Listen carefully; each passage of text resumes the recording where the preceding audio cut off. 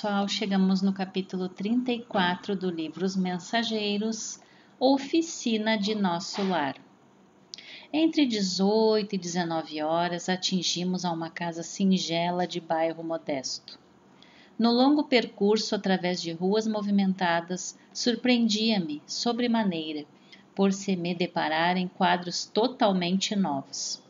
Identificava agora a presença de muitos desencarnados de ordem inferior, seguindo os passos de transeuntes vários ou colados a eles, em abraço singular.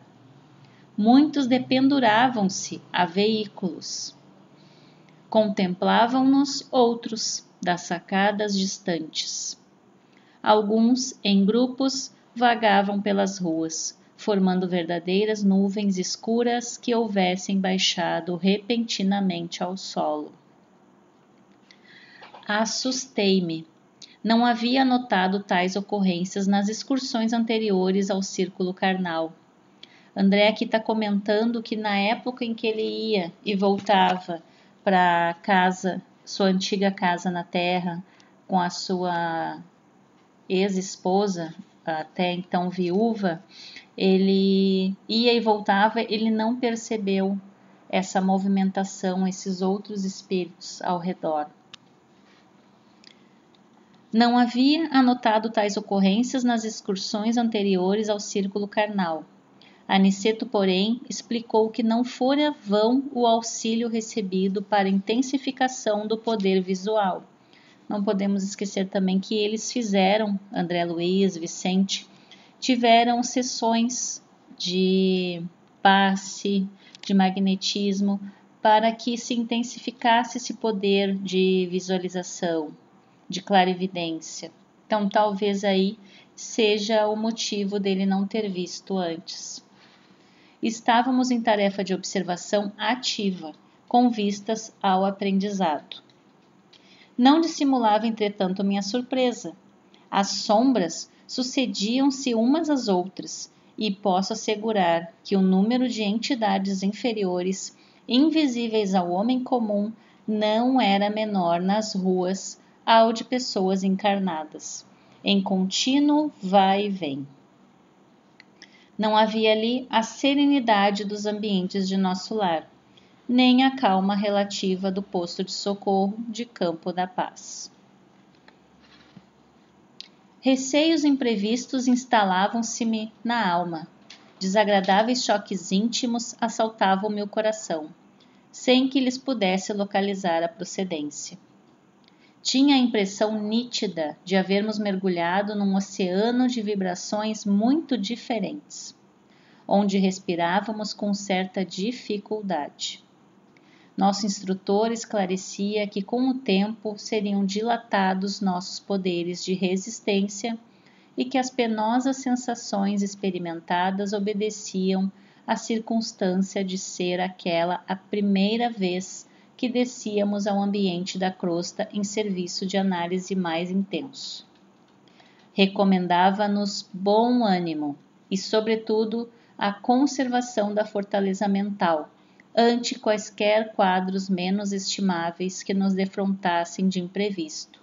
Está aí uma receita para todos nós: o bom ânimo e a conservação da fortaleza mental, a conservação do controle dos nossos pensamentos, da vigilância, o orar e vigiar. A eficiência do auxílio, exclamava ele, necessita educação persistente. É um ato contínuo, é persistente. Para ser eficiente, para ter essa fortaleza mental também é preciso persistência.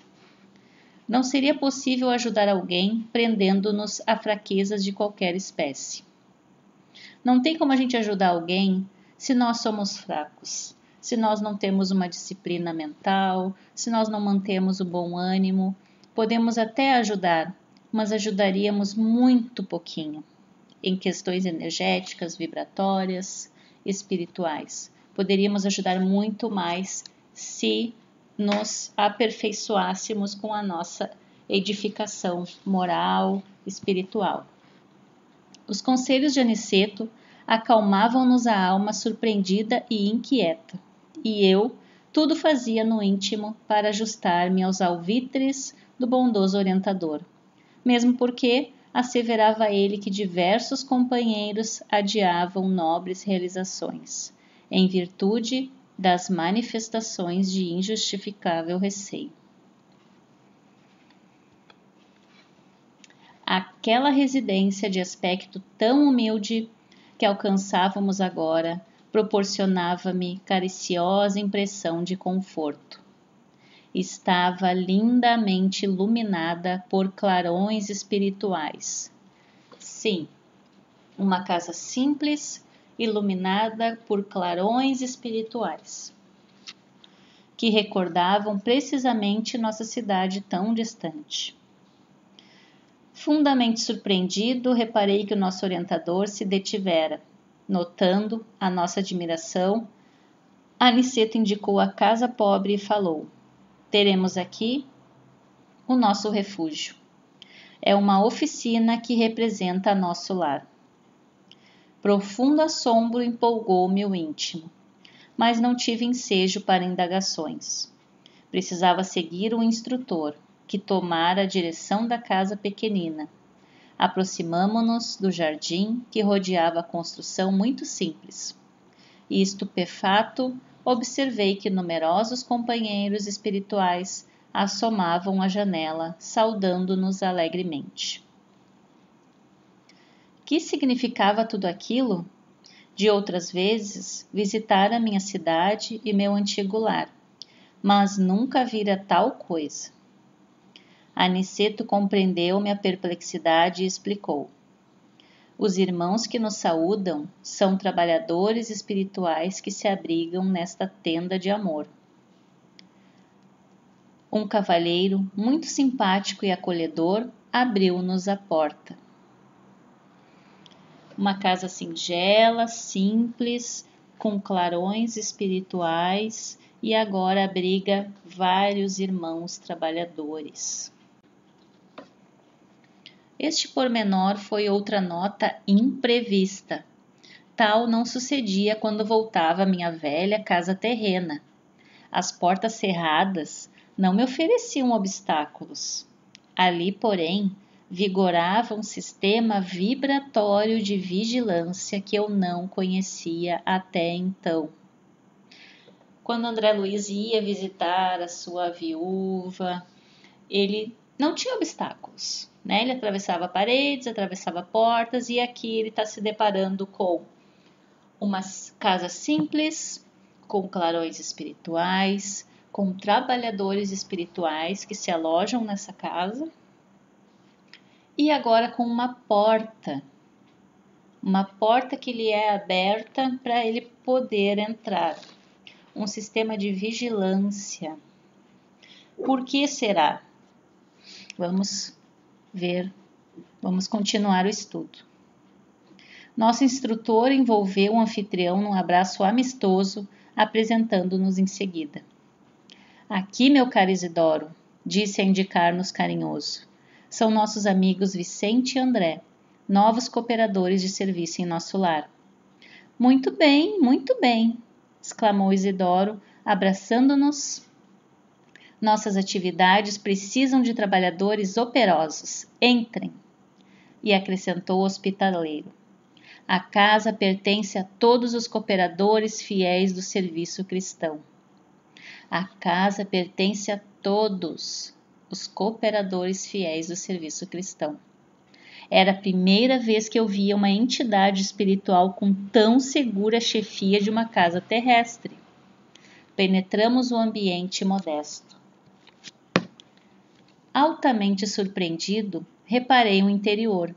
A paisagem material mostrava alguns móveis singelos, velhos quadros a óleo nas paredes alvas, velha máquina de costura movimentada por uma jovem aparentando 16 anos, um rapazote de 12 anos, presumíveis, atento a cadernetas de exercício escolar, 3 crianças de 9, 7 e 5 anos, aproximadamente, e como figura central do grupo doméstico, uma senhora de 40 anos, mais ou menos, tricoteando uma blusa. Notei, porém, que da fronte, do tórax, do olhar e das mãos dessa senhora irradiavam-se luz incessante, que me não permitia sofrear minhas expressões admirativas. Aniceto designou-a respeitoso e falou: temos aqui a nossa irmã Isabel. Para os olhos humanos, ela é viúva de Isidoro, mas para nós é uma servidora leal nas atividades da fé. Reparei que Dona Isabel parecia, de algum modo, registrar a nossa presença, acusando certa surpresa no olhar, mas Aniceto adiantou-se esclarecendo.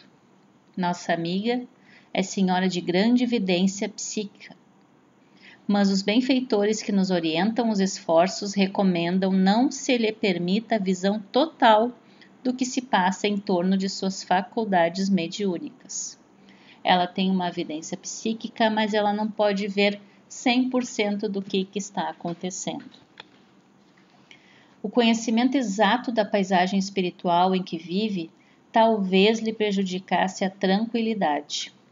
Isabel, portanto, apenas pode ver mais ou menos a 20ª parte dos serviços espirituais em que colabora de modo direto.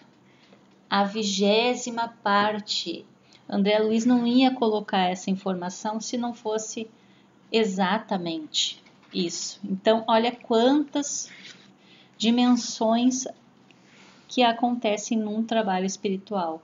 E ela percebe a 20ª parte desse trabalho. A essa altura, Isidoro nos indicou pequena sala ao lado e falou a Aniceto em particular. Desculpe-me se não lhe posso acompanhar no repouso necessário. Descansem, contudo, à vontade. Tenho serviços urgentes na recepção de outros amigos. Não é só eles que estavam chegando ali, outros amigos também estariam chegando. Nosso mentor agradeceu comovidamente e, acompanhando-o, alcançamos modesto salão pobremente mobiliado, mas quase repleto de entidades envolvidas em conversação edificante. Confortadoras luzes brilhavam em todos os recantos. Havia ali um velho relógio, tosca mesa de grandes proporções, uma dúzia de cadeiras e alguns bancos rústicos. A claridade espiritual reinante, todavia, era de maravilhoso efeito. Muita gente esclarecida e generosa do plano invisível aos humanos aí se reunia. A gente olhando essa imagem aqui, a gente não vê nada, né? Vê uma sala, vê os móveis, mas é como o André está descrevendo. É invisível aos olhos humanos, mas está repleta de entidades em conversação. Aniceto cumprimentou os grupos que lhe eram mais íntimos, de modo especial, e apresentou-nos com a bondade de sempre. Sentindo-nos a admiração, esclareceu quando nos vimos mais a sós, num canto do salão. Estamos numa oficina de nosso lar. Isidoro e Isabel edificaram-na num ato de heroísmo e fé, tendo saído de nossa cidade para essa tarefa. Vai para mais de 40 anos. Graças a Deus, ambos têm vencido galhardamente árduas provas e mantêm seus compromissos corajosamente, em serviço na crosta. Há 3 anos voltou ele para nossa esfera, e contudo, graças ao altruísmo da esposa e aos vínculos de amor espiritual que conservam acima de todas as expressões físicas, continuam estreitamente unidos, como no primeiro dia do reencontro na existência material. Dada esta circunstância, em vulgar, as autoridades de nosso lar concederam-lhe permissão para continuar nesta casa como esposo amigo, pai devotado, sentinela vigilante e trabalhador fiel. E observando talvez a nossa maior surpresa, Aniceto acrescentou: sim, amigos, o acaso não define responsabilidades nem atende à construção séria. não é nada ao acaso. A edificação espiritual pede esforço e dedicação, persistência. Assim como os navios do mundo necessitam de âncoras firmes para atenderem eficientemente a sua tarefa nos portos, também nós precisamos de irmãos corajosos e abnegados que façam o papel de âncoras entre as criaturas encarnadas. Ou seja, ele está falando aqui do Isidoro, que está servindo de âncora para a Isabel, a fim de que, por elas, possam os grandes benfeitores da espiritualidade superior se fazerem sentir entre os homens mais ainda animalizados, ignorantes e infelizes. Acho que não só esse casal, mas eu acredito que todos nós temos alguém, algum familiar, algum amigo que sim, que serve como âncora, que serve como um elo, uma ligação, para nos fortalecer, para nos lembrar da existência desse mundo espiritual, que nada termina com a morte do corpo físico, que tudo continua, a vida continua, não precisa ou nesse mundo ou em outros mundos. Então acredito que todos nós temos sim alguém que está servindo de âncora para que a gente continue a nossa caminhada, a nossa jornada, para que a gente consiga vencer as nossas provas, que todos nós que estamos na Terra estamos em provas e expiações, ou expiações, mas todos nós estamos aí, todos nós temos os nossos problemas a resolver, mas temos sim nossas âncoras, temos nosso anjo da guarda também, que está sempre ao nosso lado. Então é isso, pessoal. Um abraço a todos, fiquem com Deus e até o próximo capítulo.